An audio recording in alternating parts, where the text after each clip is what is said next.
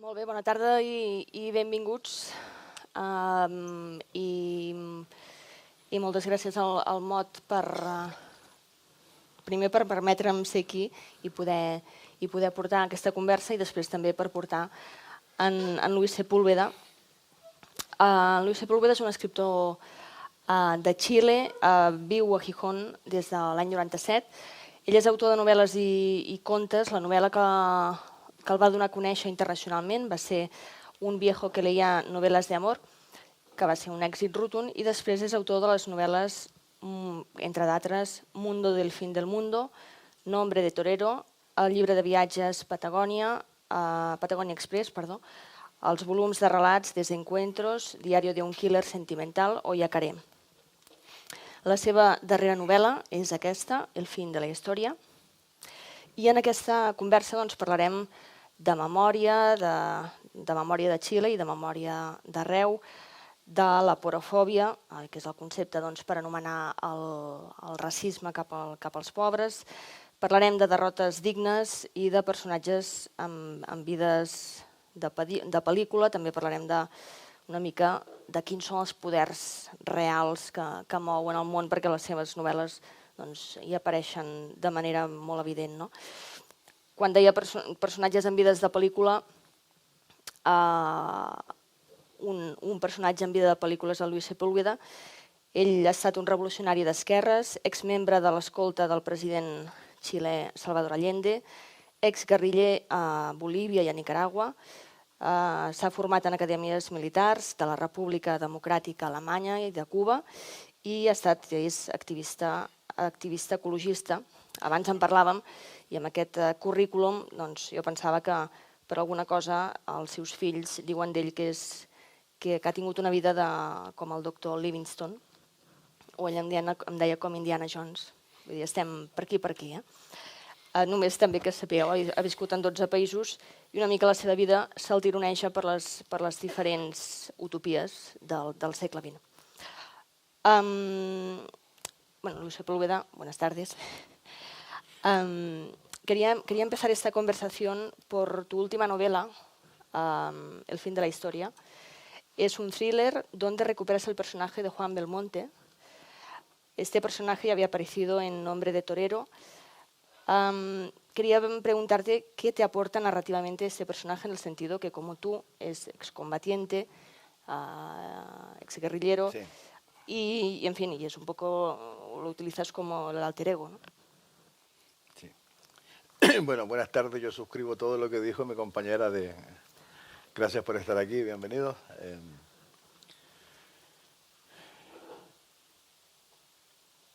Me costó recuperar el personaje, ¿no? Que había nacido una novela publicada muchísimos años antes, casi 20 años antes. Digamos que ese personaje es un tipo al cual yo siento muy próximo a mí, muy cercano, ¿no? Porque la anterior novela donde él salió a la vida como protagonista nació en momentos bastante fregados de mi existencia, ¿no? Yo estaba en el exilio en Hamburgo y de pronto me había quejado por una enfermedad muy terrible, ¿no? Que me postró durante 6 meses en un hospital.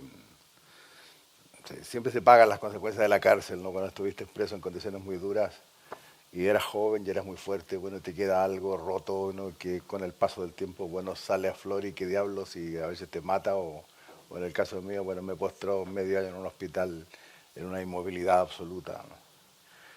Y yo estaba viviendo una etapa bastante contenta de mi vida, ¿no? Ya habían nacido 3 hijos que nacieron en Hamburgo, había publicado 2 novelas y que marchaban muy bien, había ganado un montón de premios y el exilio se hacía cada vez más soportable, ¿no? Muchas cosas duras de la existencia ya eran simplemente asunto del pasado, ¿no? Y de pronto llegó la enfermedad y yo tenía pensada esa novela, o sea, algo se estaba estructurando, ¿no? Ya la idea se estaba convirtiendo en la obsesión que luego te lleva a escribir, porque eso es más o menos la mecánica de las novelas, ¿no? Hay algo en la vida, en el mundo, que te sorprende, se convierte en una obsesión y te llena y no te deja dormir y se apropia de ti, y llegó el momento entonces de escribir. Y no tenía un personaje perfilado, o había intentado perfilar a muchos, pero que no me convencían, ¿no? Yo necesito ver a mi personaje, saber cómo es, cómo fuma, qué come, cómo bebe, qué música le gusta, cómo hace el amor. Quiero saber todo el personaje antes de poder escribir sobre él. Y en esa situación muy fregada en el hospital pensé, yo siempre he repetido hasta la saciedad que solamente los vanidosos escriben autobiografías, ¿no? Pero voy a hacer que este personaje sea un poco autobiográfico. Le voy a dar lo mejor de mí, le voy a dar todos los líos en los que yo me he metido. Entonces empecé un diálogo con el personaje y le dije eso. ¿Te gustaría haber nacido exactamente el día en que yo nací y el año en que yo nací? Me dijo, sí. No. ¿Te gustaría haber empezado a militar en política a los 13 años? Sí. No. ¿Te gustaría haber sido parte de la escolta del presidente Allende? Me dijo, sí. ¿Te gustaría haberte metido en líos en Bolivia y en Nicaragua y haber salido vivo de ahí? Me dijo, sí. Bueno, vale, compadre, entonces eres mi hombre, ¿no? Y le di mi biografía, ¿no? Y eso de alter ego no sé si corresponde, ¿no? Le di simplemente una parte de mi biografía, que es además la biografía de mucha gente muy buena que yo conocí, ¿no? La mayoría de ellos están muertos, ¿no? De compañeros que fueron mis compañeros de ruta, mis compañeros de camino. Cuando le di esa biografía lo hice también pensando en eso, ¿no? De alguna manera en él, en este personaje literario, va a quedar algo, ¿no? De esa huella que el tiempo ha ido borrando, ¿no? Y es la huella que dejaron, digamos, los hombres de mi generación, ¿no? En ese país tan lejano. Y terminé esa novela, la publiqué, y ahí quedó, el personaje se quedó. Le hice tener un final más o menos, no, si no feliz, por lo menos alegre, porque recupera a su compañera, ¿no? Que ha pasado por los laberintos del horror, de la dictadura. Y siempre me pregunté qué habrá sido de mi personaje, ¿no? ¿Dónde estará? ¿Dónde vivirá? Y ahora lo recuperas. Y así llegamos al momento, ¿no? de esta novela, que también nace, ¿no? De una idea que se convierte en una obsesión. Y la idea es parte de una noticia, ¿no? Y es que en el año 2005, era durante el primer mandato, ¿no? De la expresidenta Michelle Bachelet, que cumplió su segundo mandato recién ahora el 11 de marzo. A la ciudad de Santiago y en pleno verano llegó una delegación muy extraña, ¿no? De tipos que andaban con botas hasta de caña alta, gorros de piel, vestidos de manera muy rara. Y la gente al verlos pensaba, deben ser una delegación del Teatro Bolshoi que está de gira, ¿no? En este país, o tal vez del Gran Circo Ruso que está haciendo una gira por Sudamérica. Eran vestidos de cosacos, pero eran cosacos de verdad. Y esos cosacos iban a entrevistarse con la presidenta para pedirle la libertad, ¿no? de un criminal, de un asesino, ¿no? Que se llama Miguel Krasnov, un tipo que está condenado ya a más de 1000 años de cárcel, ¿no? Y todavía tiene un montón de juicios pendientes. Ayer justamente lo condenaron a 80 años más por crímenes contra la humanidad, violación de todos los derechos posibles, ¿no? Sustracción de recién nacidos, violaciones, torturas, asesinatos, es todo, lo peor, lo más abyecto. Y que querían la libertad de ese hombre, arguyendo que ese tipo es por derecho propio el último de los grandes atamanes de los cosacos. Porque su abuelo, Piotr Krasnov, fue gran atamán de los cosacos y uno de los que más activos durante la contrarrevolución que siguió a la Revolución Rusa de 1917 y al cual Trotsky le perdonó la vida. Y terminó, bueno, combatiendo al lado de los nazis en Croacia. Era hijo de Semyon Krasnov, otro cosaco que también fue atamán y que junto con el padre luchó junto a los nazis. Y que después de la conferencia de Yalta fueron regresados ya a la Unión Soviética y donde, bueno, recibieron el castigo que el poder soviético decidió, ¿no? Y los fusilaron a los dos. Pero él habían tenido un descendiente más, nieto de Piotr Krasnov, hijo de Semyon Krasnov, el Miguel Krasnov, que gracias a la colaboración de la Conexión Odessa, una organización creada por un jerarca nazi, por Otto Skorenzy, para salvar a los antiguos miembros de la SS, pero que también salvó a muchos criminales de otras nacionalidades que habían combatido junto al poder nazi. Y la organización Odessa tenía como objetivo llevar a esa gente a Chile, Argentina, Paraguay, Brasil, Uruguay. Y gracias a esa gente, este tipo, Krasnov, el pequeño, llegó a Chile, donde se hizo militar, y se convirtió en un torturador, se convirtió en el peor torturador de la dictadura. De Pinochet. De la dictadura de Pinochet, sí. Y, bueno, naturalmente la presidenta le dijo, no, mire, a eso no al lugar, es muy bonito el folclore que usted me está contando, ¿no? Eso del que es el atamán de los cosacos. A nosotros nos encantan los cosacos en el cine y en el circo, pero más no.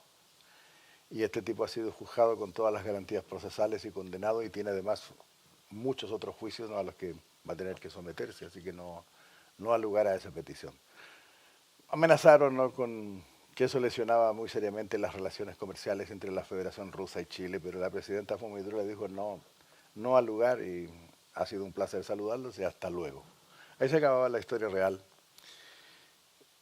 Y cuando supe eso, bueno, vino eso que se llama, o que a mí me gusta llamar,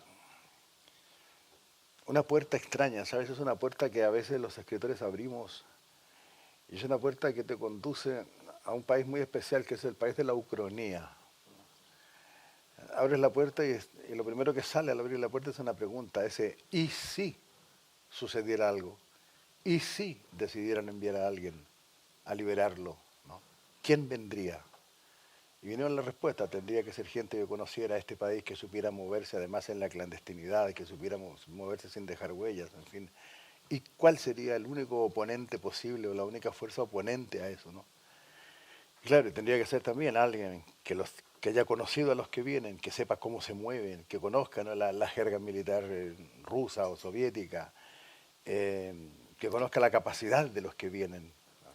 Claro, ¿Qué es lo que pueden era hacer? la misión de Belmonte, ¿no? Volvía a Exacto. ser útil Belmonte. Entonces, claro, y empecé a perfilar unos personajes, pero ninguno me convencía. Y como te digo, a mí me gusta tener todo de mis personajes, o sea, verlos, saberlos, ¿no? Y llegué, bueno, ¿qué será de Belmonte, no? Ha pasado tanto tiempo ahora, los dos tenemos, cuando escribí la novela, los dos tenemos 66 años, ¿no? ¿Será abuelo como yo, Belmonte? ¿Tendrá los mismos gustos que yo, Belmonte? ¿Le seguirá gustando el whisky de Kentucky a Belmonte? ¿Dónde vivirá? ¿Habrá buscado como yo un rincón tranquilo en el mundo, de la misma manera como yo encontré Gijón para vivir cerca del mar? Pero no podía tomarlo y decidirme que fuera el personaje hasta no encontrarlo, hasta no saber. Sé que es absurdo porque es un personaje literario, no existe físicamente, pero un día que con mi compañera estábamos haciendo un viaje por la Patagonia chilena, por el profundo sur de Chile, y hacíamos un viaje por el sur de una isla que se llama Chiloé, una isla muy grande, y en el extremo más austral de la isla, donde está totalmente deshabitado, de pronto me llamó mucho la atención una casa, una cabaña como son todas las de ahí, de madera, sólidas, porque el clima es terrible, es cruel, el lugar es inhóspito. Y tenía una chimenea de piedra y de la chimenea de piedra salía el inconfundible humo blanco de la buena leña seca, es decir, de alguien que sabe calentarse, que sabe elegir la leña, que sabe conservarla, secarla. Y empecé a pensar y descubrí, ¿no? Y le dije a mi compañera, ahí está Belmonte, ahí vive. Ese es el lugar que busco, ¿no? Y lo convoqué, ¿no? Le hice las mismas preguntas, ¿te quieres meter en otro lío? Me dijo, sí, me quiero meter en otro lío. Venga, compadre, vamos a meternos en otro lío, ¿no? Y fue a recuperar un amigo, es un personaje literario, evidentemente, pero tenemos mucho en común, ¿no? Y los dos hemos cambiado, evidentemente, y supongo que los cambios que yo he experimentado también están reflejados en los cambios de ese personaje que están en esa novela. Claro, y ahí va, ¿no? Un poco en la anterior novela Belmonte tiene 44 años, creo, y después 66. La mirada hacia el pasado es diferente, los recuerdos también han cambiado. ¿Dirías que que el personaje de Belmonte de ahora es... ¿Hasta qué punto es diferente? ¿Hasta qué punto tiene una mirada más desencantada hacia aquellas revoluciones que no fueron? O incluso, por otra parte, ¿hasta qué punto es un personaje como más tranquilo en el fondo? No sé. Más tranquilo no. Bueno, lo digo por el final de la novela, pero no se puede... No, es imposible, no. Creo que ha cambiado algunas cosas, no como me ha ocurrido a mí. Es decir, creo que Belmonte conserva la misma capacidad, ¿no?, para entender por qué las cosas son así, por qué las cosas funcionan así, y diciéndolo en la lengua más llana posible, por qué van ganando los hijos de puta. Lo entiende perfectamente, ¿no? Y evidentemente no se conforma con eso, no se resigna a eso, ¿no? Pero también tiene la capacidad suficiente para entender que no solamente por una cuestión de edad, o tal vez por una cuestión de edad, pero no de los seres humanos, sino de edad histórica, ¿no?, y de la realidad concreta del mundo, es que hemos entrado a una fase en donde la única forma de vivir posible es resistiendo, es estar en una constante resistencia, ¿no?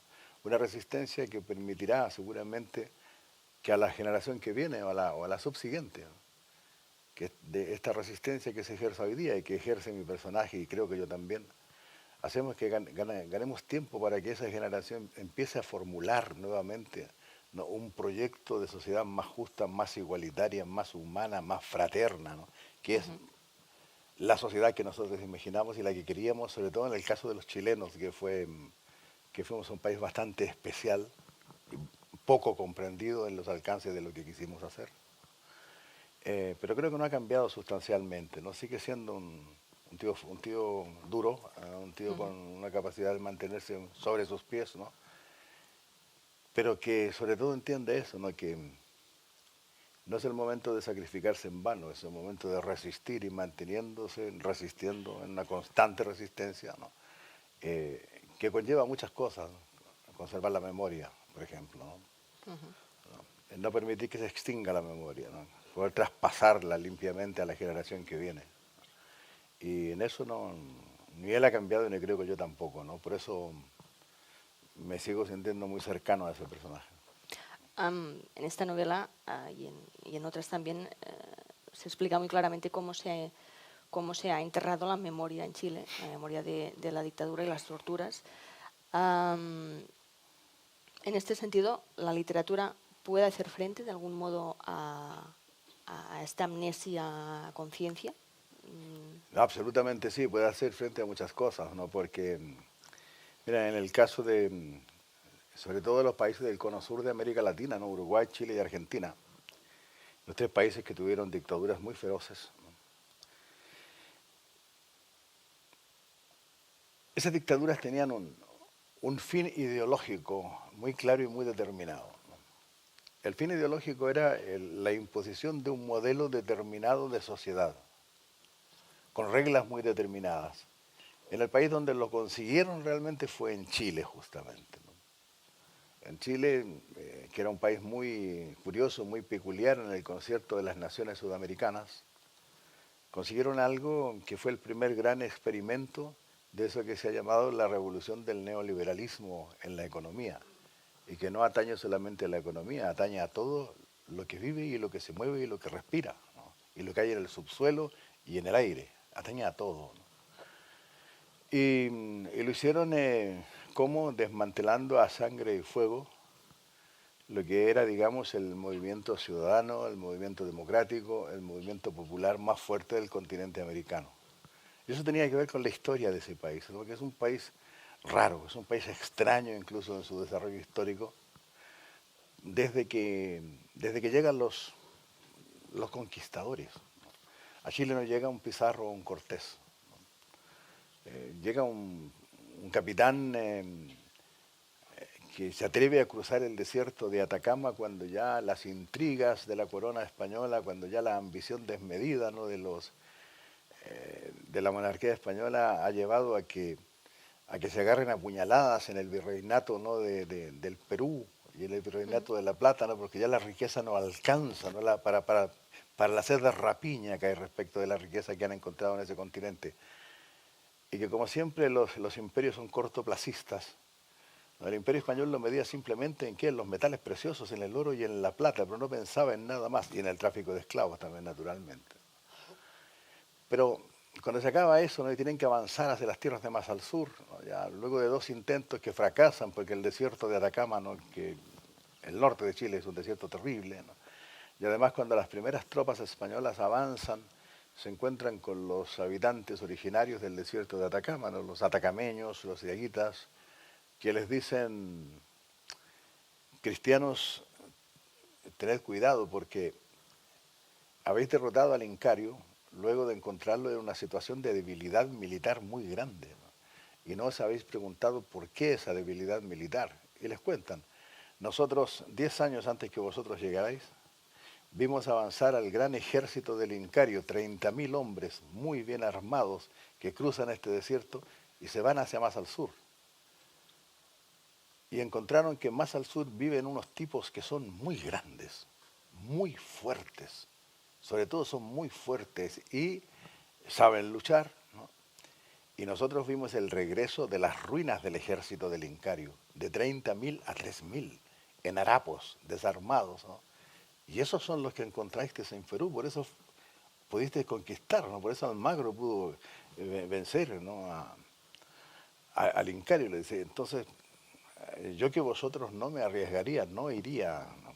Pero finalmente, luego de 2 intentos fallidos, el tercero, bueno, se lo encomiendan a un capitán, a Valdivia, que lleva como segundo hombre de su tropa a un gran poeta, Alonso de Ercilla. Cruzan el desierto de Atacama, ¿no? Sin embargo, de las voces de advertencia de los atacameños y diaguitas que les dicen, uy, uy, uy, saben que allá abajo, más al sur, viven unos tipos muy grandes, muy fuertes, ¿no? Y chocan con esos tipos muy grandes, muy fuertes, ¿no? Que eran la nación que habitaba, digamos, desde lo que sería la ciudad de Santiago hacia más al sur, ¿no? El pueblo mapuche, ¿no? Son 2 palabras, mapu significa tierra y che significa gente, ¿no? La gente de la tierra. Y se produce una guerra que dura 100 años, pero curiosamente esa guerra culmina sin vencedores ni vencidos, culmina con un tratado de paz, que es respetado por las 2 partes durante 300 años, rigurosamente respetado. No hay incursiones castellanas o españolas hacia el sur de un río, que es el río Biobío, y no hay incursiones del poderío militar mapuche hacia el norte de ese río. Hay sí un intercambio comercial que es muy bueno, muy rico, hace prósperas las regiones. Eso marcaba ya una peculiaridad de ese país, ¿no? Otra peculiaridad que lo hacía muy raro, muy extraño, ¿no? Y es que en toda la península ibérica y en muchos otros países del mundo todavía se ven unas propagandas pegadas en las murallas que dice nitratos de Chile, abone con nitratos de Chile. Era el fertilizante, ¿no? Que alimentaba los campos del mundo y se producía en el desierto de Atacama. Eso generó una clase obrera muy bien organizada, muy fuerte, y gracias a la llegada de un numerosísimo contingente de intelectuales obreros, anarquistas, que habían trabajado en la construcción del canal de Panamá y una vez finalizado la construcción del canal no podían y no querían volver a Europa en la mayoría de los casos, se fueron a ese país, ¿no? Y contribuyeron a la creación de lo que se llamó un proletariado fuerte, culto en el sentido de la máxima expresión de la cultura, que es cómo se organizan las personas, ¿no? Para lograr una vida mejor, es una vida digna, ¿no? Bueno, y ese proletariado permanece, ¿no? De hecho, hoy es posible visitar en el desierto de Atacama los fantasmas, ¿no? De los poblados en los que vivían durante la explotación del nitrato, del salitre. Se llamaban oficinas salitreras. Y es un desierto que todo lo conserva, ¿no? Nada se corrompe, todo permanece, todo se momifica. Y es muy emocionante, te permite entender cómo era esa gente cuando ves que en aquellos pueblos construidos a finales, ¿no? del 1800, comienzos del 1900, bueno, estaban el trazado de calles perfectas, y al final de la calle estaba, y con su gran rótulo, de la biblioteca pública. Y al otro lado de la calle estaba el teatro, la sociedad filarmónica. Es decir, había una importancia, ¿no?, por el pensamiento y por la cultura que era muy grande. Cuando se acaba Entiendo la que es lo que explotación, explica, acabe llegando al poder o se produzca un movimiento como el de Allende, ¿no? exactamente, ¿no? Eso, bueno, eso se traslada, bueno, con Con el paso del generaciones. tiempo, ¿no? Cuando se acaba la explotación de salitre, hay un desplazamiento humano muy grande desde el desierto hacia la ciudad de Santiago, que era una ciudad provinciana muy pequeñita, ¿no? Em, la derecha, ¿no?, en ese tiempo, digamos, la burguesía criolla los trata como a los bárbaros del poema de Gaddafi, ¿no? Vienen los bárbaros, vienen a violar, a quemar iglesias, etcétera, ¿no? Esa gente que llega, es un desplazamiento humano, estoy hablando de casi 1,5 millones de personas en un país que no tenía 6 millones de habitantes, ¿no? Y forman ellos una parte muy importante de la ciudad de Santiago, establecen sus barrios y sus primeras prioridades son, ¿no?, el trazado de calles, pavimentar, alcantarillado, servicios sanitarios, electricidad, agua, escuelas, bibliotecas, teatros, ¿no? Y eso genera un proletariado muy fuerte y una conciencia que hace que el país viva, digamos, evidentemente, con las reglas del juego, ¿no?, de la explotación capitalista, pero permite que el país progrese rápidamente desde el punto de vista industrial, ¿no? La principal riqueza de Chile durante muchísimo tiempo ese fue y sigue siendo el cobre, el mineral, pero hasta el año 1973, o sea, hasta el golpe militar, Chile exportaba esa riqueza manufacturada, no la exportaba en bruto. Es decir, todo el planeta se electrificó con alambre de cobre made in Chile.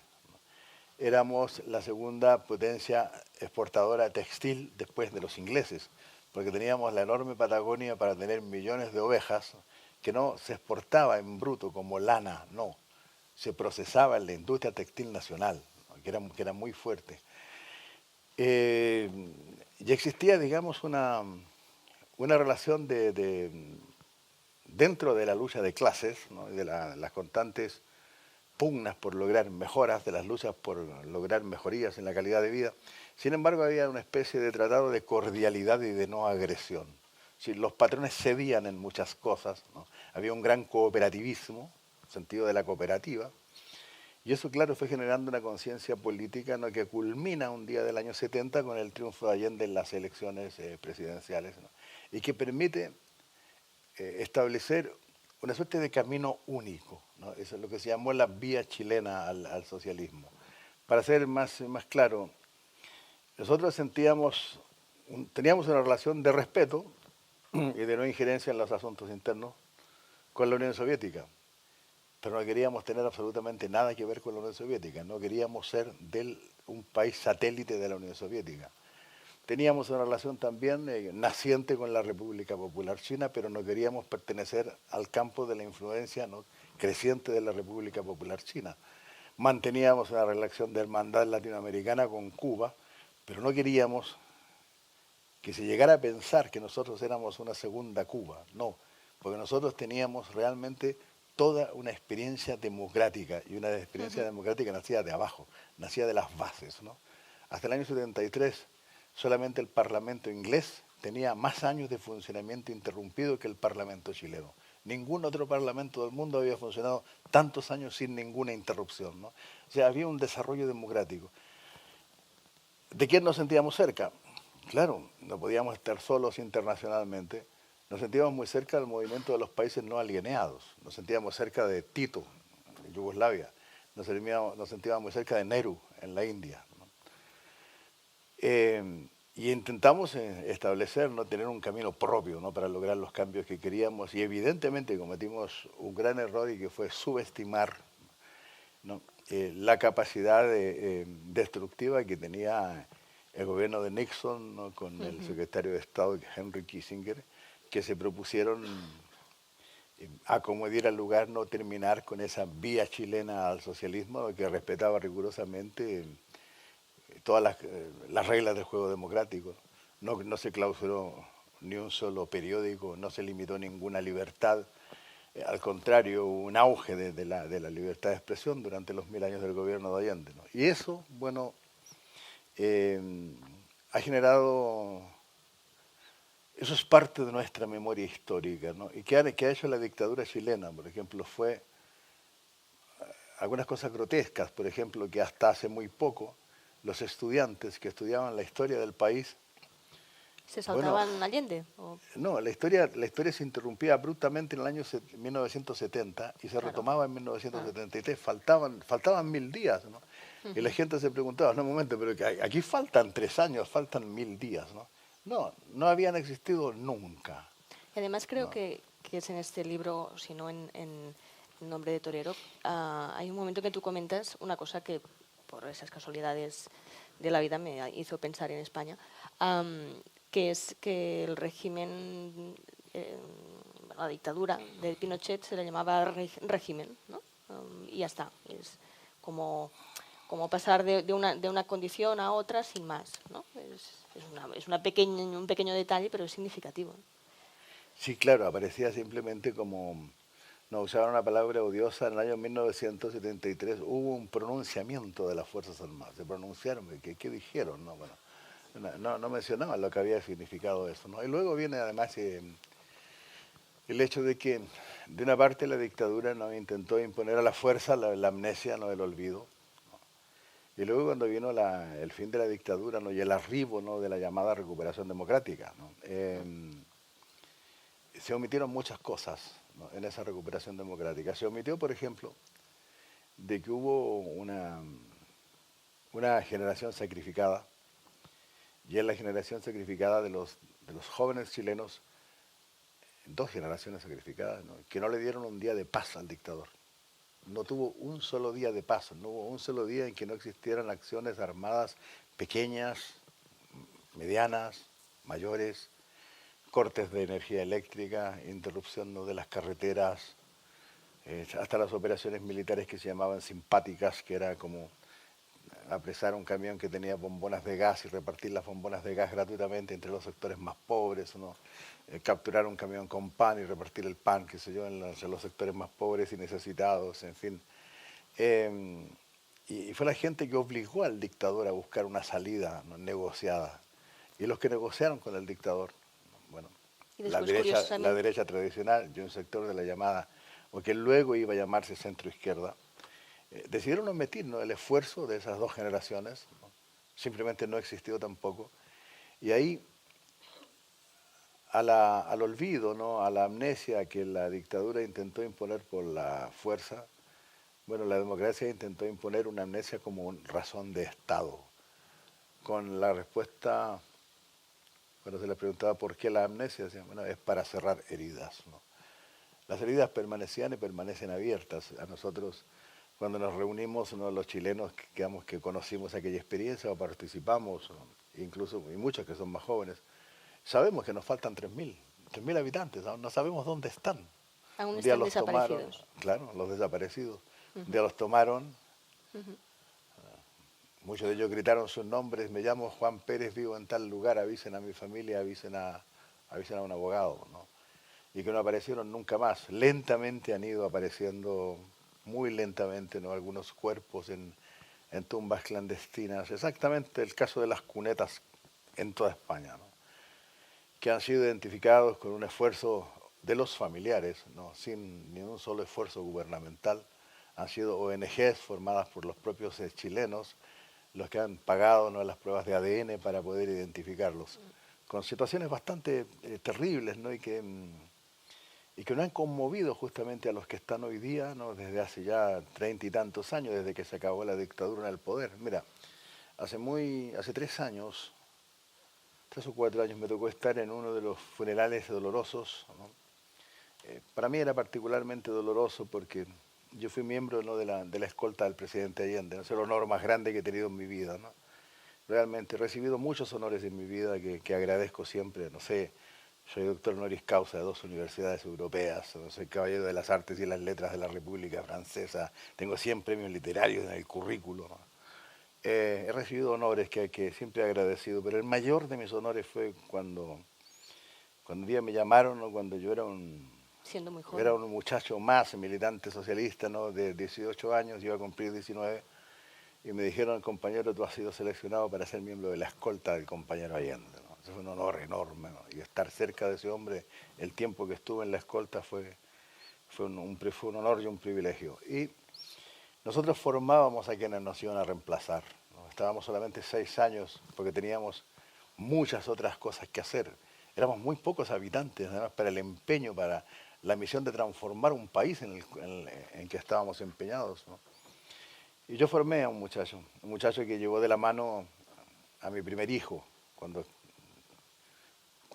lo tenía en brazos, cuando estaba recién nacido, ¿no? Y ese muchacho estuvo con Allende el día 11 de septiembre en La Moneda.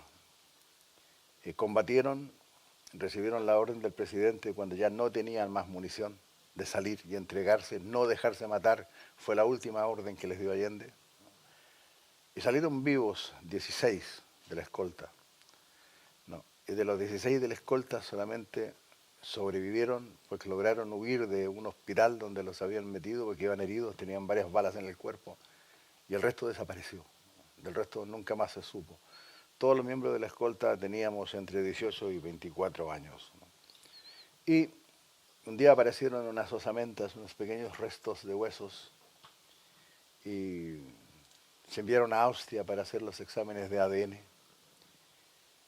Y uno de aquellos huesos, ¿no?, habló. Era un pequeño trozo de no más de 4 centímetros de una pelvis. Y ese hueso habló y dijo, ¿no?, yo soy lo que queda de un joven combatiente llamado Óscar Lagos, ¿no?, que era el que yo había formado para que me reemplazara a mí, ¿no?, en la escolta de Allende. E hicimos el funeral, ¿no?, pasando frente al Palacio de la Moneda, llevando esos pequeños restos, ¿no?, los sobrevivientes de la escolta. Y pensamos, lo mínimo que cabría del Estado, ¿no?, era una flor en nombre del Estado chileno diciendo gracias, ¿no?, por tu sacrificio y por tu ejemplo. Nada, para la prensa fue el funeral de un terrorista, acompañado de otros terroristas violentos, subversivos, etc. Y eso no ha cambiado, ¿no? Eso es parte, eso es consecuencia, ¿no?, de esa amnesia que se impuso o se intentó imponer como una razón de Estado.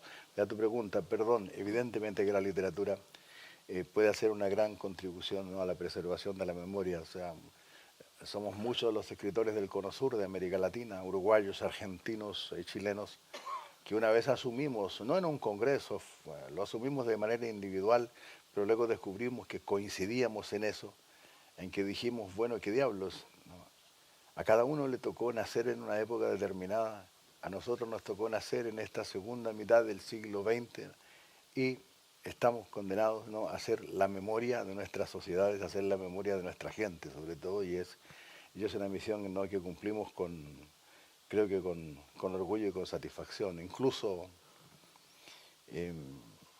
hasta creamos un género, ¿no?, porque si hay algo que caracteriza bien a la literatura latinoamericana de los últimos 30 años es el surgimiento de la novela negra latinoamericana, ¿no?, que es una especie de mezcla de todos los géneros. No tuvimos la menor inhibición de tomar de la literatura de aventuras, de la literatura de viaje, ¿no?, de la literatura policíaca en el sentido más clásico, de la sociología y de la historia, ¿no?, y darle forma estética, ¿no?, a una literatura muy vigorosa, cuyo objetivo central evidentemente es contar una buena historia, pero sobre todo es de preservar la memoria, ser pozos, ser tesoros de memoria. ¿Le ves paralelismos entre esta amnesia a conciencia de Chile y la amnesia de España? Claro que hay un paralelismo, ¿no? Evidentemente que sí, porque en España cuando se hace la transición se hace sobre la base de que los vencidos tienen que perdonar a los vencedores, ¿no?, de lo que los vencidos tienen que olvidar porque fueron vencidos, ¿no? Despojan al vencido de la dignidad de la derrota, sobre todo cuando el derrotado era el que tenía la razón, ¿no?, era el que pertenecía, digamos, a la parte amable, progresista, buena en el mejor sentido de la palabra de la sociedad, ¿no? Y en Chile exactamente se repitió, o sea, no en vano los artífices también de la llamada transición chilena son políticos tanto de del Partido Socialista Obrero Español como de la derecha española, no son los que se juegan porque nosotros imitemos una transición muy similar a la española. Y la novela la dedicas a tu compañera que sufrió torturas y a todos los que pasaron por el infierno de Villa Grimaldi. ¿Cómo se sobrevive? ¿Cómo se puede sobrevivir a un recuerdo así? Y en este caso la memoria en el peor sentido de la palabra. Mira, se sobrevive siempre desde un punto de vista que puede sonar romántico, pero no es romántico. Hay una suerte de lógica de los perdedores, de los derrotados. Y cuando los derrotados saben por qué fueron derrotados, cuando los perdedores saben por qué perdieron y volverían a perder si fuera necesario, ¿no? Eso transforma la derrota en algo muy ilustre que te permite superar muchas cosas. Evidentemente, las huellas de lo que pasamos quedan ahí, son inalineables, son imborrables, no son imperecederas. Evidentemente tienes que salvar muchas cosas de eso, no tienes que salvar la alegría, no tienes que seguir el consejo de Mario Benedetti que nos llamaba a los que pasamos por todas esas experiencias y nos decía, muchachos, a defender con fiereza la ternura. Eso, a defender con fiereza la ternura. Bueno, y naturalmente en no olvidar, ¿no? Para evitar que esas situaciones vuelvan a repetirse, te permite no sobrevivir, evidentemente, pero la cantidad de huellas que quedan son muchas. Hay gente que no lo supera jamás, ¿no? Es demasiada la gente que ha sido destruida, ¿no? Porque pasaron por situaciones que no lograron superar, ¿no? Y quedaron en un limbo, ¿no? Prisioneros del horror, pero para siempre, ¿no? Y nunca más salieron de ahí. Pero los que, yo no sé si estaban mejor capacitados, si estábamos mejor capacitados o no, pero cuando sabes por qué pierdes, ¿no? Ya es como si tuvieras un hándicap menos, ¿no? Cuando sabes que la derrota fue honrosa, ¿no? Y que valía la pena todo lo que se hizo, ¿no? Y cuando nada te hace vacilar a la hora íntima, ¿no? De preguntarte, si volvieran a hacer, ¿lo haría de nuevo? Y tú dices, sí, lo haría de nuevo, ¿no? Repetiría cada paso de lo que hicimos porque era justo, porque teníamos razón, ¿no? Y porque creíamos que era posible. Claro, en Belmonte, en cierto modo, encarna la caída de las utopías, encarna esta derrota de todas las revoluciones posibles, pero Belmonte reivindica al mismo tiempo esta idea que comentabas y que aparece en tus libros de la dignidad de la derrota, ¿no? Y diría que, tal como está el patio y el mundo en general, es un valor que olvidamos bastante, quizá. En un mundo en que todo el mundo tiene que ganar, ¿no? Sí. No sé. Sí, la dignidad de la derrota, ¿no? Que tiene tanto que ver con la estética de la resistencia, ¿no? Porque resistir es un acto muy, muy, muy estético, no solamente ético, también muy estético, ¿no? Mira, yo a la hora de ponerme a pensar, ¿no? en eso, en qué significa, ¿no? La derrota, ¿no? Y cómo conservar la dignidad en la derrota, tengo siempre dos ejemplos. Curiosamente, el primer ejemplo es solamente literario, ¿no? Yo tuve la fortuna de tener un abuelo que era un anarquista, un tipo que salió de Martos en Jaén y fue a recalar al norte de Chile y se incorporó a las luchas sociales ahí en ese norte donde se producía el nitrato de Chile, ¿no? Y se transformó luego en un gran monitor cultural proletario, incluso fundó una universidad popular en donde se estudiaban casi todos los obreros tipógrafos del continente americano, en Santiago, ¿no?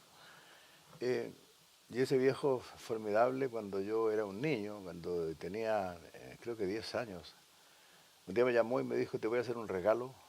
Y claro, oír un regalo uno se entusiasma, sobre todo cuando es un niño, ¿no? Y me dijo, toma esa pequeña silla, ¿no? Que era una sillita de paja donde yo me sentaba a hablar con él. Y me dijo, ve al anaquel donde están los libros. En mi casa no había una biblioteca, había una tabla, un anaquel que tenía algunos libros, ¿no? Me envidio a los escritores que dicen, yo frecuentaba la biblioteca de mi padre, ¿no? Ojalá mi padre hubiese tenido una biblioteca, ¿no? Y dijo, trae un libro gordo que hay ahí que están con un empaste en papel craft. Era un libro muy gordo. Se lo llevé y me dijo, bueno, este es el regalo que te voy a hacer, siéntate, te voy a leer El Quijote.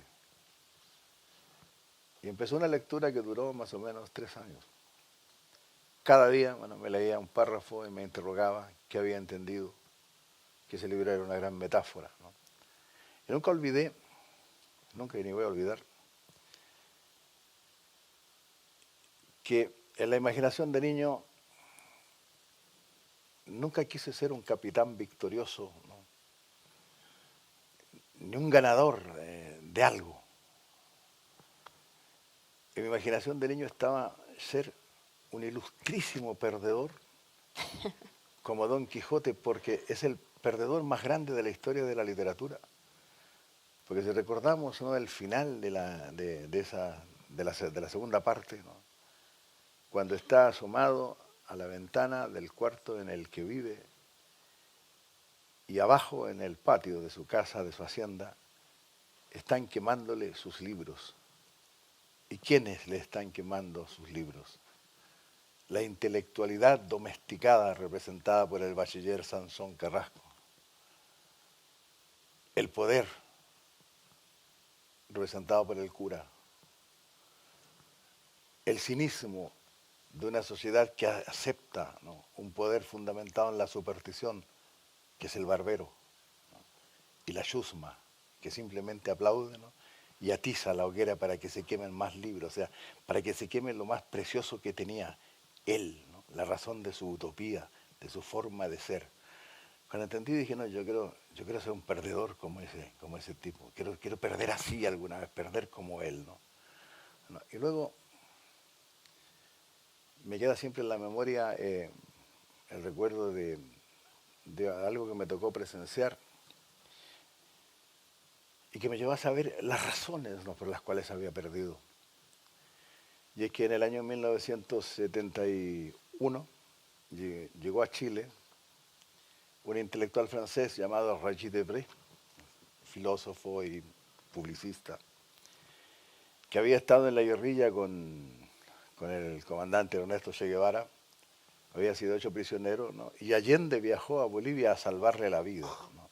Lo sacó de la cárcel, ¿no?, lo llevó a Chile y de ahí lo hizo regresar a Francia. Y el año 71, eso fue el año 1968.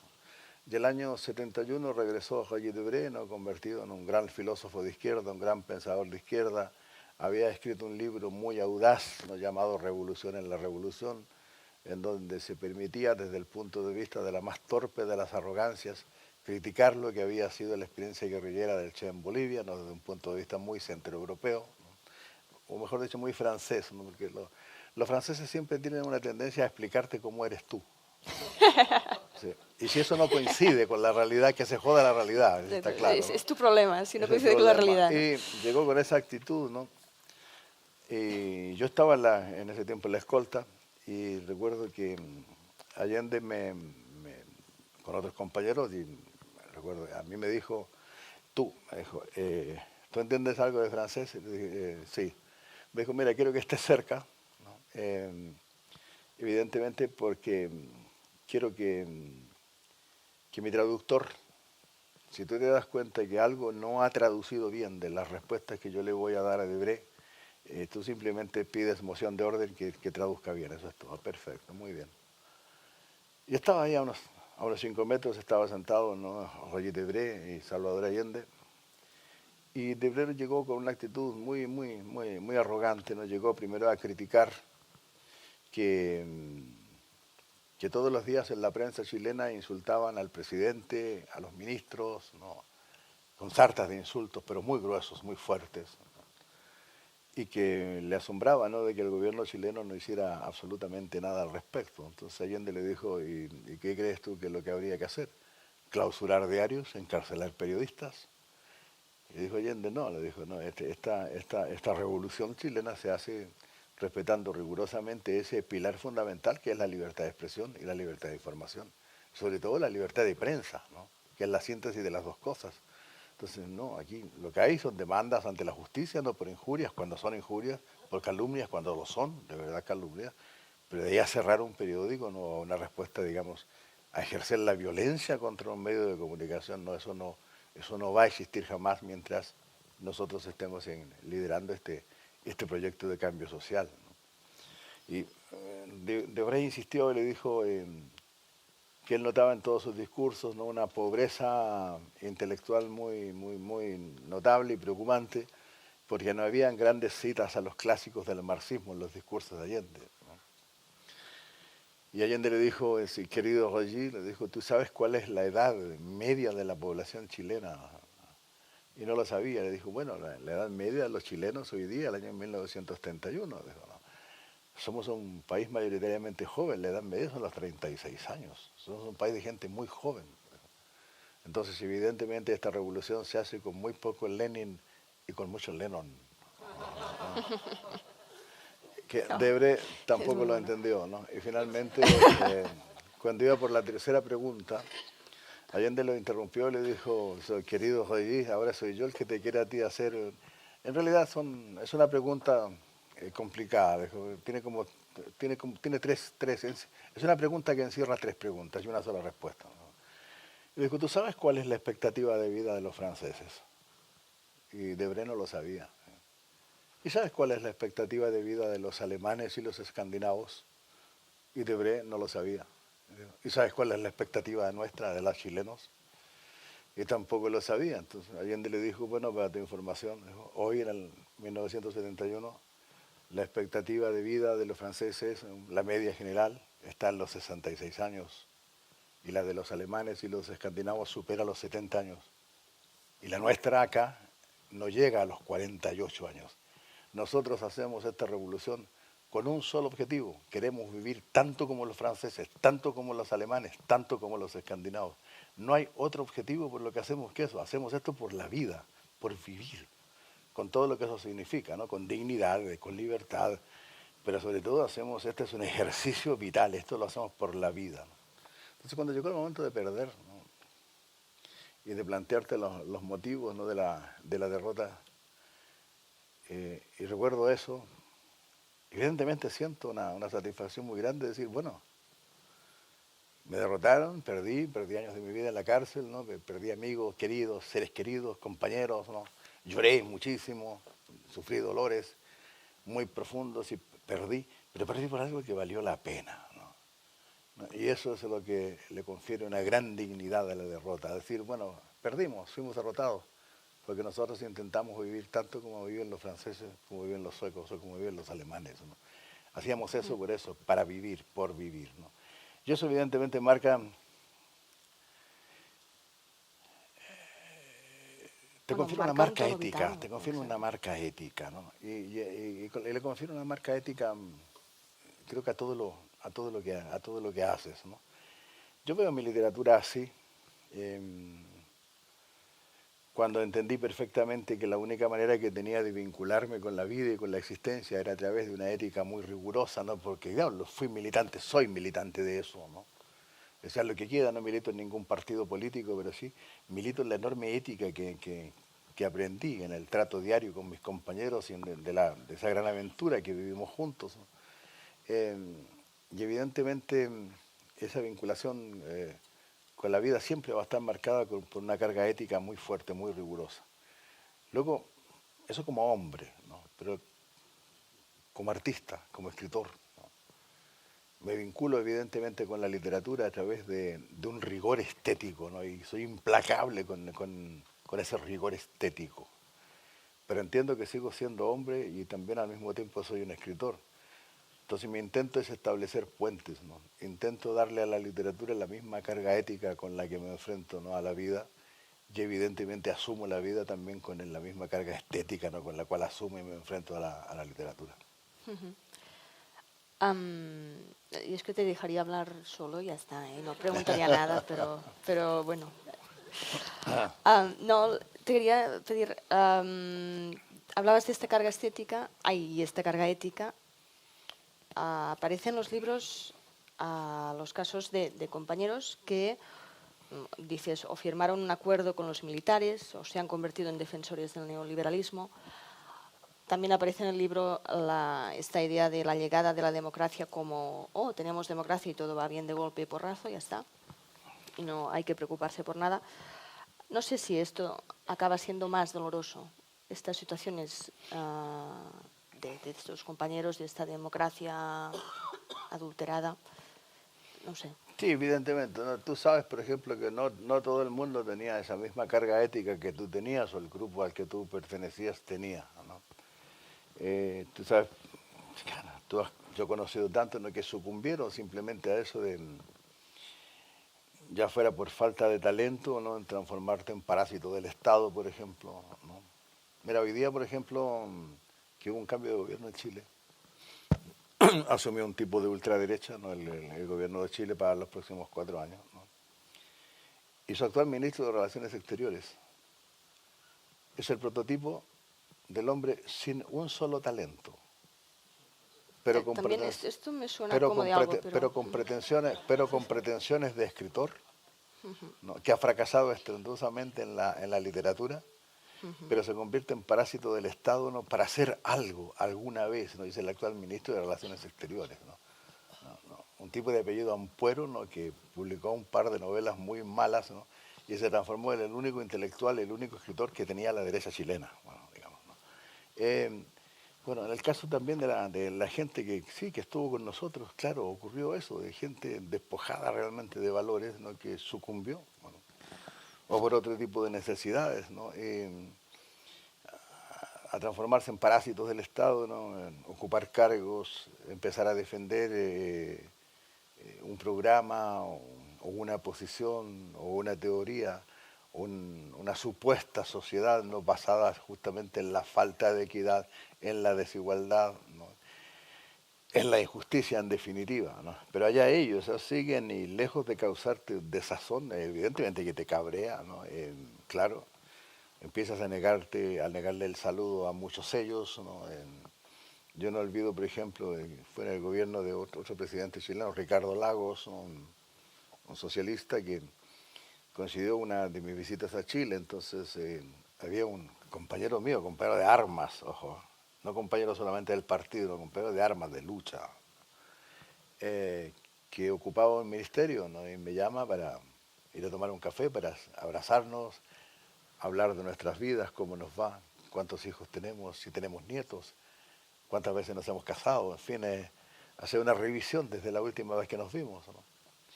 Y yo acudí con mucho gusto a su oficina, ¿no?, en el Palacio de Gobierno, y cuando estábamos en eso, muy amigos, tomándonos un café y pues, haciendo bromas de lo que había sido nuestro pasado, se empieza a llegar desde la calle el ruido de una protesta, con una consigna: vivos se los llevaron, vivos los queremos, los familiares de los desaparecidos, ¿no?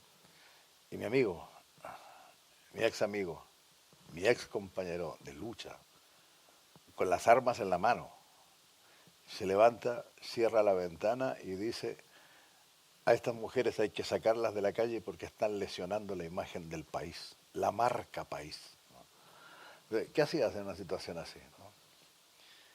Era pararme y simplemente decirle: mira, lamento comunicarte que en este momento se acaba de terminar, ¿no?, una amistad que fue bonita, ¿no?, y un compañerismo que duró muchos años. O sea, tú y yo no tenemos nada ¿Y él cómo reaccionó? que ver ni hablar. No, con lo de siempre, tú eres un intransigente, no entiendes las peculiaridades de nuestro modelo económico, o sea, no ves el progreso del país y sobre todo lo que siempre te citan, echa una mirada al cuadro macroeconómico. No, el cuadro macroeconómico es espléndido, realmente, es el país que más crece de todo el continente americano, pero al mismo tiempo es el país de la mayor desigualdad, ¿no? Es un país donde todo fue privatizado, ya hasta extremos que son hasta increíbles e incomprensibles para un europeo. Imaginaos privatizar absolutamente toda la educación, toda, que conduce simplemente que aquel que no tiene dinero se queda analfabeto, no estudia, no va a la escuela, ¿no? Imaginaos que los que tienen la fortuna, ¿no?, de tener padres con algún mínimo poder económico para contraer un crédito para poder pagarles la educación. Bueno, y llegan a la universidad y hacen una carrera en una universidad privada, porque son todas privadas, cuando salen de ahí, salen con una deuda de 40, 45 y 50 años, ¿no?, con la vida hipotecada, ¿no?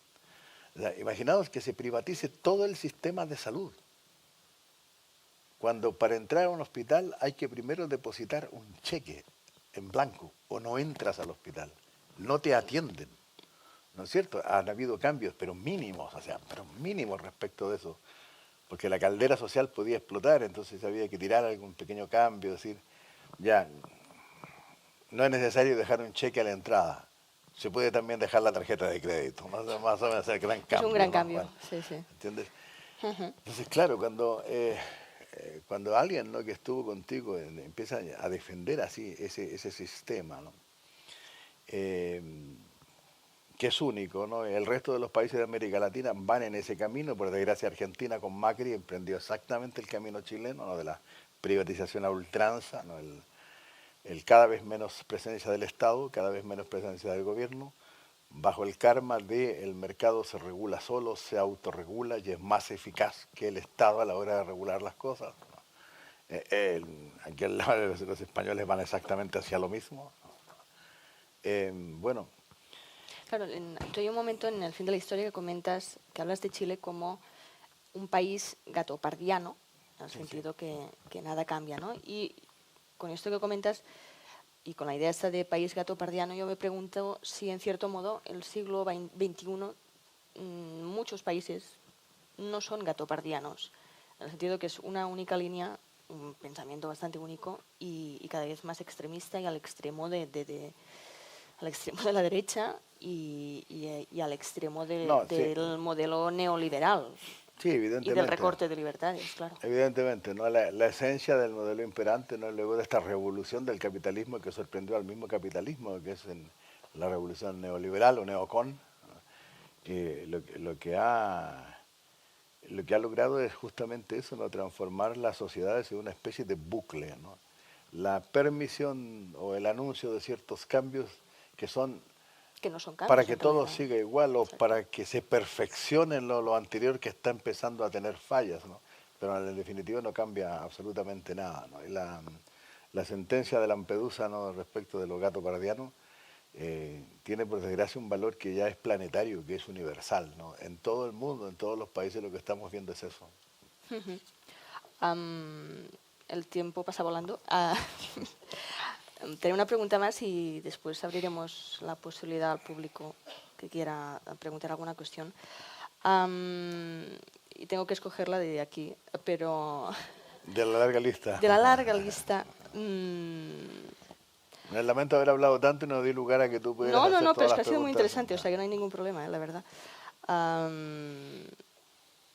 A ver, sí, una cuestión que me interesaba mucho que hablaras es la cuestión del poder, ¿no? Porque el poder también como idea para subyugar a las clases a las clases más bajas, pero ¿cómo funciona el poder? Porque esto sí que aparece bastante, diría yo en muchos de los libros, que el poder no es incluso esa cosa que los ciudadanos podemos pensar que es lo que vas a votar, que es un gobierno, que son los consejeros del gobierno, sino que son otras cosas mucho más subterráneas, ¿no? Y precisamente porque son subterráneas, Sí, son más dan como... son más invisibles. Exacto, y dan miedo, dan Sí, mucho miedo. son más invisibles y empiezan a ser percibidos como eso, ¿no?, que los creyentes llaman la providencia, ¿sabes? Mira, Sí, que no puede ser de otra manera, que ¿no? no puede ser de otra manera. El año 1972, Allende compareció ante la Asamblea General de las Naciones Unidas, hizo un discurso memorable y dijo algo que no fue entendido. Denunció, más o menos textual, el creciente poder de corporaciones multinacionales que no tienen ninguna bandera, que no responden de sus actos ante ningún parlamento, ante ningún gobierno, ante ninguna instancia legal, y que sin embargo empiezan a pervertir y a transformar las relaciones económicas, las relaciones militares, las relaciones sociales, ¿no?, de todo el planeta, ¿no? Es una denuncia de lo que se iba a llamar la primera globalización de la economía, ¿no?, cuando desaparece, digamos, el buen burgués que nosotros conocimos, o el patrón identificable, ¿no?, que era responsable de que los salarios fueran bajos, ¿no? Pero eso desaparece, ¿no? y se transforma en un ente invisible, ¿no? Que más o menos se identifica como los mercados, por ejemplo, ¿no?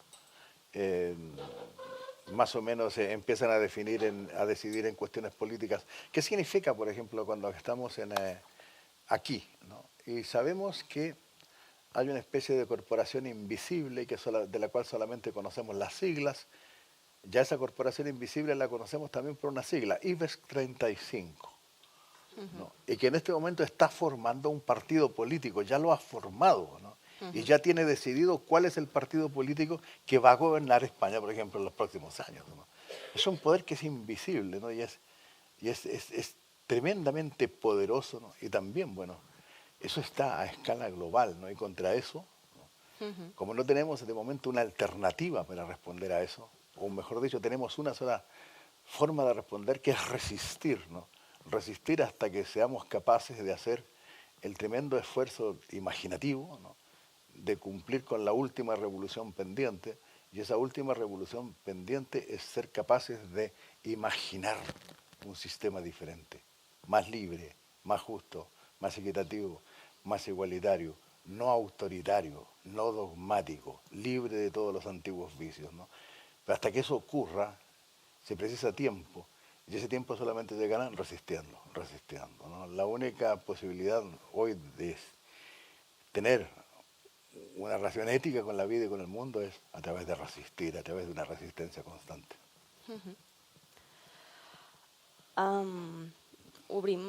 Abrimos la possibilitat, si és que ara m'adreço a vosaltres, us parlo en català. I a més, Lluís Sepúlveda ha estat en 12 països, parla de tot, per tant, ens entén perfectament. Però si voleu formular alguna pregunta, li feu en castellà, obrim el torn. Allá, allá. Sí. Hola, buena tarde. Buenas tardes, gracias sobre todo por la estética de la derrota. Creo que ahora mismo es una perspectiva o un punto de vista que aquí en Cataluña mucha gente nos hace falta. Bien, yo tengo a mi hermano pequeño viviendo en Chile desde hace unos años. Se enamoró de una chilena durante un viaje que tenía que ser solo de trabajo. A muchos nos ha pasado eso. Sí, sí. Y bueno, entonces me interesa especialmente el país y todo lo que huele a Chile, pues me atrae muchísimo. No he leído nada tuyo todavía, pero me está gustando mucho tu discurso. Y me gustaría mucho saber tu opinión sobre por qué gana Piñera en Chile y por qué gente de izquierdas vota Piñera. Lo sé por el entorno de Marc, de mi hermano. Igual que de la misma manera gana el PP y gana Ciudadanos gana el PP en España, gana Ciudadanos en Cataluña y hacen la política que hacen sabiendo que les continuarán votando.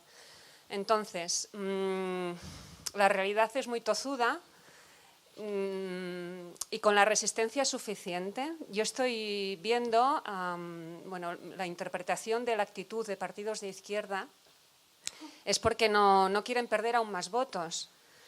Entonces, de alguna manera, aquí, vives en Gijón, ¿no? He leído en la Wikipedia. Vale, entonces estás bastante... son demasiado cautos, incluso me permito decir, hablar de cautela en relación al PSC y PSOE, incluso me atrevo, pero sobre todo son muy cautos los comunes en general porque se dan cuenta que con determinados discursos que llevan dentro perderían votos. Entonces, ¿qué pasa? ¿No? Está la vanguardia esclarecida de la resistencia y el resto es... ¿Me entiendes lo que quiero decir? ¿Es miedo? Entiendo tu pregunta, entiendo lo que me quieres decir. Pero, mira, falta un matiz en la pregunta, nos falta... ¿Cómo es posible que en una elección como la última elección que hubo en Chile, donde ganó Piñera, acuda a votar el 48% y el 52% se quede sin ir a votar, ¿no? Entonces, ¿qué ha pasado? ¿Qué es lo que rompió la vinculación o el interés de los ciudadanos en la política, ¿no? Ya ha sido justamente el desencanto, ¿no? Ya ha sido justamente ver que la situación de injusticia son casi inamovibles, ¿no? lo que ha llevado a la apatía social y al pesimismo y a pensar, no, nada puede cambiar. Y sobre todo lo que llevó a la gente a la apatía fue comprobar que mucha gente en la que creyó, no la gente de derecha, sino la gente que se aglutinó en algo que se llamó la centroizquierda, ¿no? Los defraudó abiertamente, ¿no? No tuvieron la menor voluntad. En el caso de los chilenos lo que pedían mayoritariamente, ¿no? Incluso en todas las protestas, en las marchas, en las grandes manifestaciones, que a partir del año 2012 fueron encabezadas fundamentalmente por lo más sano de la sociedad, es decir, por los estudiantes, ¿no? Que salían por cientos de miles a las calles a pedir algo que era la base para empezar a cambiar la realidad del país y que era una nueva constitución, porque no es posible que después de 30 años del fin de la dictadura el país siga con la misma constitución que diseñó el dictador, ¿no? Para los intereses del proyecto económico que representaba. Más o menos todas las constituciones del mundo, ¿no? Sea verdad o no. En España, por ejemplo, no es verdad No. eso de que todos los hombres son iguales ante la ley, ¿no? Lo sabemos. Pero más o menos el artículo 1 de todas las constituciones dice todos los hombres son iguales ante la ley. Bueno, el artículo 1 de la Constitución chilena dice el modelo económico chileno es intocable, ¿no? ¿Te das cuenta? Bueno, y después pasa a la situación de deberes y derechos de los ciudadanos. Bueno, la decepción que generó la centroizquierda, ¿no? Por su falta de valor, ¿no? Por una falta de valor que es similar a la falta de valor que tú ves, por ejemplo, aquí en Cataluña, ¿no? En algunos partidos que históricamente, o por raigambre histórica o por razones históricas, tendrían que estar, digamos, de parte, ¿no? Junto a la parte más progresista de la población catalana. Pero vacilan, dudan y practican una especie de funambulismo político. ¿Por miedo a qué? Por miedo a perder votos, ¿no? Por miedo a perder votos, porque los votos son la única seguridad de continuar exactamente como están, ¿no? El viejo proverbio ese que viene, creo, del sur de España, ¿no? El virgencita que me quede como estoy, ¿no? Es absolutamente aplicable hoy día si tú lo ves en lo que es el Partido Socialista Obrero Español, ¿no?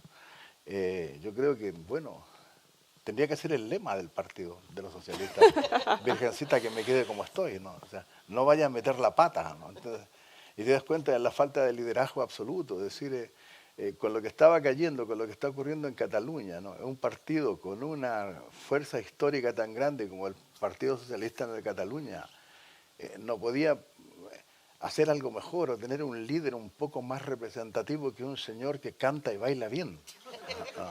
Yo creo que sí, yo creo que seguramente había gente, o sea, Maragall tiene que haber formado a alguien intelectualmente, supongo, no puede ser que la síntesis final sea un señor que cante y baila bien, ¿no? Por mucho sentido del ritmo que tenga, no creo que sea eso. Bueno, y esto, lamentablemente, en eso las dos situaciones se parecen mucho, ¿sabes? En Chile fue una gran decepción, ¿no? La decepción generó una apatía enorme, ¿no? Y sobre todo que influyó mucho el hecho de que, sumado a la decepción, ¿no? Sumado al populismo, ¿no? De la derecha chilena, que es un populismo bastante similar al populismo de derecha que ves en España, ¿no? Los defensores a ultranza del neoliberalismo en España y en Cataluña, como los de Ciudadanos, por ejemplo, o sea, liderados por un tipo que conoce a Kant pero no lo ha leído nunca, o sea, lo que revela la enorme altura intelectual del líder político que tiene, ¿no? Bueno, repiten un karma Muy parecido, ¿no? muy parecido, ¿no? Una defensa a ultranza del mercado, pero sin molestarse en explicar qué es lo que entienden ellos, pues si es que lo entienden, ¿no? Por el mercado, ¿no? ¿Qué es lo que entienden justamente por la idea neoliberal? Si es que la entienden incluso, porque se llegó hasta eso, incluso a tener una especie de falencia de intelectuales para defender lo que están proponiendo, ¿no? Lo que es lo peor y lo que es más triste y augura tiempos peores, ¿no? Entonces, yo miro con una gran preocupación, por ejemplo, que en el caso chileno, ¿no? El triunfo de la derecha, ¿no? El triunfo de Piñera, que se ha hecho ahora con la presidencia, lleva hacia una deriva fascistoide a la sociedad. ¿Por qué? Porque ya se ve en las expresiones racistas respecto de los emigrantes, ¿no? A Chile llegó una inmigración no significativa en ningún caso, si no son más de 12.000 personas, pero son haitianos, o sea, los pobres de América Latina, ¿no? Los de Haití, bueno, que no superaron la situación de abandono y de miseria en que vivieron sumidos siempre. Más encima hubo un terremoto atroz que terminó de hundirlos en la miseria, ¿no? Mucha gente salió, tuvo que emigrar, ¿no? Y en un país que tiene casi 16, 17 millones, 12.000 es una gota en el mar. Pero sin embargo, hay un discurso racista, xenófobo, odioso, ¿no? El problema de la aporofobia, ¿no? Del odio al otro, ¿no? Al que es diferente, ya considerarlo como un peligro. Y eso se traslada, ¿no? En Chile hay, por ejemplo, un conflicto muy grave con una parte del país, que es el pueblo mapuche, los habitantes originarios de ese país, que suman más o menos 1.200.000, a los cuales les fueron absolutamente expoliadas sus tierras y sus bosques naturales, ¿no? Vivían fundamentalmente de eso, de una relación bastante sana con el medio natural. Bueno, su espacio natural fue usurpado para ser transformado en plantaciones de madera, de eucaliptus y de pino, ¿no? Bueno, ahí hay una respuesta, hay un problema que necesita una respuesta urgente, y la única respuesta posible es el reconocimiento, ¿no? De su idiosincrasia, de su individualidad, de su nacionalidad. Son la nación mapuche, ¿no? Y la existencia del Estado chileno va a ser o no será si no reconoce que es fundamental que sea un Estado pluriétnico, ¿no? Que reconozca también la existencia de otras etnias, y que son muy numerosas y que eran los habitantes originarios de ese país. Bueno, ya empiezan a pedir, ¿no? La aplicación de la legislación antiterrorista, ¿no? Contra los dirigentes, ¿no? De esos campesinos, de los mapuches. Bueno, el poder se apropia, y en eso se parece mucho a España, ¿no? Se apropia, por ejemplo, del poder judicial, ¿no? Y judicializa los problemas políticos, ¿no? Sí, hay muchas cosas que tienen muchas similitudes realmente entre la situación española y la situación chilena, ¿no? Y me temo que la cosa va peor. Y ante eso no queda sino resistir. Ahora, evidentemente, no se trata de que haya una vanguardia resistente, ¿no? Lo que yo creo que tiene que existir es, no sé si la palabra vanguardia sea la más justa, pero tiene que existir una parte de la sociedad, la parte más activa, ¿no?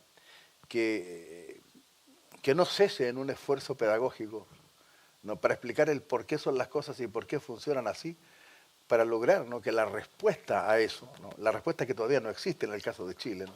Sea colectiva, ¿no? Se dé de manera colectiva, que el gran esfuerzo de imaginación para decidir qué sociedad se quiere sea realmente un fruto de un esfuerzo colectivo, ¿no? A eso me refiero, ¿no? Con la necesidad de resistir sin pausas, constantemente.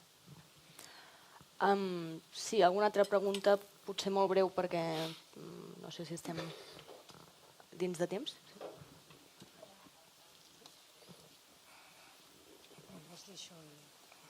Sí. Bé, bona tarda a tothom. Només us he de comunicar que arrel dels fets que han passat avui al nostre país, l'Ajuntament d'Olot ha decidit fer una concentració per la gent que hi volia anar a les 8, d'aquí molt poquet, d'aquí mitja hora, a davant de l'Ajuntament.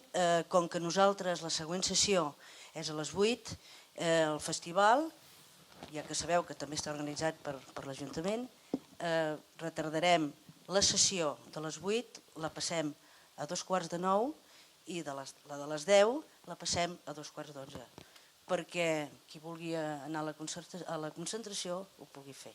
D'acord? Molt bé. Moltes gràcies.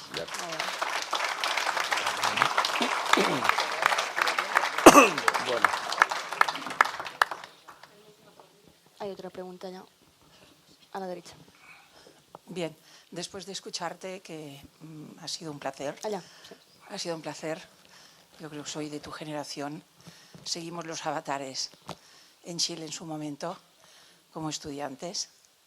Y a lo largo de toda tu exposición no he tenido manera de alejarme de la situación actual en Cataluña. Es decir, algunos paralelismos eran constantes entre tu explicación y mi sentir. Yo te pediría, ya lo has apuntado, yo creo que ya está apuntado, lo que es posible que pienses en relación a lo que ocurre en las relaciones entre Cataluña y España y en concreto en lo que ocurre también en Cataluña, que aparte de los hechos más recientes, me gustaría que valorases un poco desde tu perspicacia ética y estética. Sí, bueno, yo he seguido naturalmente con mucha preocupación, ¿no? Pasando de un gran entusiasmo, ¿no?, a una gran preocupación todo lo que ha ocurrido en Cataluña, ¿no? Una gran preocupación, ¿no?, por primero por la odiosa judicialización de la política, ¿no?, que ha cometido, digamos, el Estado español, la incapacidad, ¿no?, de la dirigencia política española, ¿no?, de haber llegado realmente a una situación de diálogo, ¿no? Y al mismo tiempo una tremenda preocupación por ver la enorme ignorancia que hay en el resto de España de las verdaderas raíces, ¿no?, de lo que está ocurriendo en Cataluña. Yo estoy absolutamente seguro, ¿no?, porque vivo en Gijón, que si escojo 10 gijoneses, 10 o de donde sea, ¿no?, de España al azar, y les pregunto, ¿tú sabes lo que ocurrió con el Estatut de Cataluña, ¿no?, que fue aprobado, digamos, por el Parlamento en Cataluña y luego aprobado por las Cortes, ¿no? ¿Tú sabes qué ocurrió con eso? ¿Cómo terminó? ¿Qué ocurrió? ¿Cuál fue la respuesta del Estado español? Y tengo la absoluta seguridad de que 9 no van a tener la más remota idea de lo que les estoy hablando, ¿no? Y esos 9 son justamente los que salen a la calle a gritar el "a por ellos", ¿no?, cuando el gobierno decide una respuesta represiva, ¿no?, a un problema político muy latente que está ocurriendo en Cataluña, ¿no? Es decir, el gobierno de Rajoy se fió y creyó tener una base muy importante a su favor, y dentro de España lamentablemente ha demostrado que es así, ¿no?, el confiarse, ¿no?, en la ignorancia, ¿no?, del grueso de la población española respecto de lo que estaba ocurriendo en Cataluña. Su aparente inmovilidad, su aparente no reaccionar, su aparente no hacer nada, ¿no?, hasta dejar que la situación siguiera avanzando y entonces tener todos los argumentos para judicializar, ¿no?, un problema político enorme y que requería una solución política, ¿no?, se basaba en algo, ¿no?, en la complicidad por activa o por pasiva de la mayor parte de la población española por un problema cultural y por un problema muy serio, ¿no?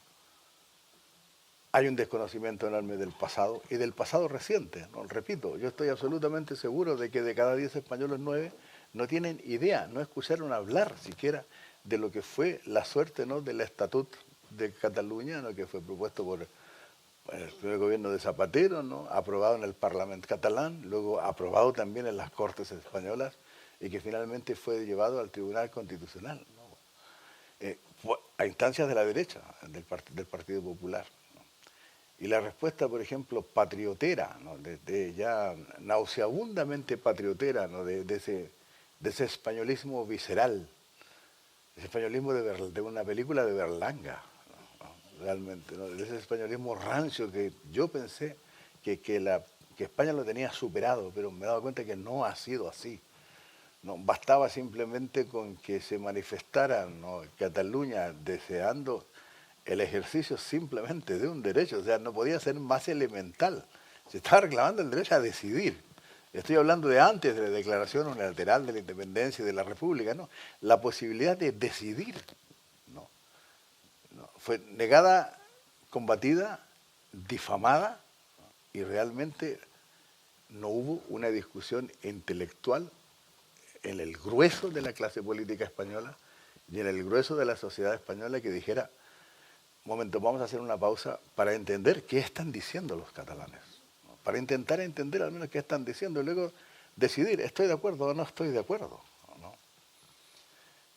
Pero cuando llegaron las primeras respuestas, que ya empezaron a ser muy odiosas, es decir, sí, el derecho a decidir, pero decidimos todos los españoles. No, un momento. El problema se está planteando desde otro punto de vista, o sea, hay un lugar en el mundo, en la península ibérica, que se llama Cataluña, ¿no?, que está reclamando el derecho a decidir su destino. No está reclamando que los españoles en su conjunto decidan su destino. Están reclamando ellos a tener la posibilidad soberana de decidir su destino. Evidentemente,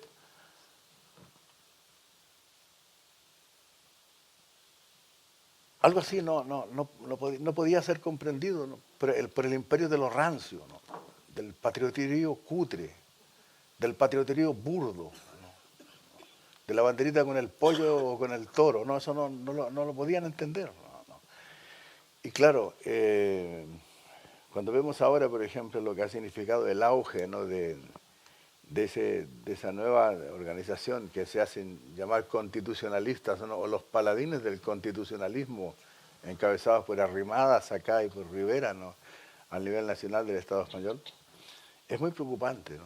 Porque es una fuerza política que se sustenta fundamentalmente en la ignorancia, ¿no? En la ignorancia y en la superchería, ¿no? Vamos a inventar supercherías nuevas, vamos a inventar supercherías. O sea, lo único que le falta inventar, por ejemplo, es, qué sé yo, que los catalanes son aliados de Kim Jong-il, ¿no? Que están recibiendo financiamiento de Corea del Norte. Estamos ¿no? muy lejos. Y más o de eso, menos creo que viene por ahí, ¿no? Sí, sí. O sea, no resultaba ya lo de Venezuela para decir, bueno, es el gobierno de Maduro, ¿no? El que está financiando, ¿no? El soberanismo, el independentismo, el catalanismo en definitiva, no.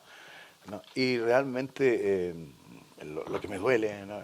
Lo que me duele realmente es que yo esperaba de un sector, ¿no? De la izquierda catalana una respuesta más coherente con lo que significa ser de izquierda, ¿no? Una respuesta realmente mucho más coherente, ¿no?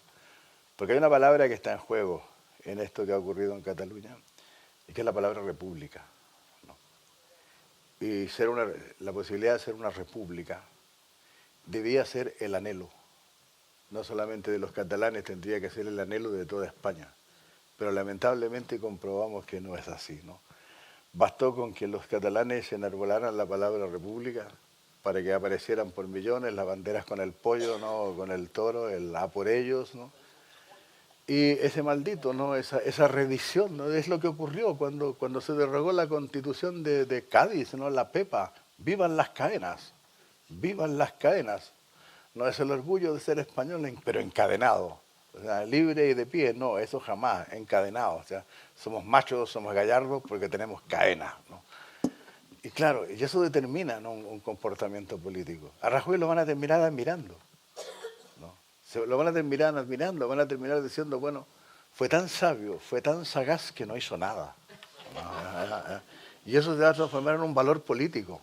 El que menos haga es el mejor, ¿no? Bueno, entonces, no, a mí me preocupa mucho, ¿no? Lo que deseo, no, fervientemente, me parece odioso, ¿no? lo que está ocurriendo. Y aquí, como en todos los lugares, reclamo, ¿no? Libertad para todos los presos políticos catalanes, ¿no? No puede haber alguien preso por sus ideas, no puede, eso no puede existir, ¿no? Es un Estado que se dice de derecho, ¿no? Y evidentemente deseo que se imponga la cordura y sobre todo, ¿no? Que se imponga el deseo republicano de una sociedad que ha demostrado hasta la saciedad que de monárquica no tiene absolutamente nada, ¿no? Yo realmente sueño, espero poder un día visitar, ¿no? Venir a Cataluña y decir, estoy pisando una república. Eso sería maravilloso. Muy bien.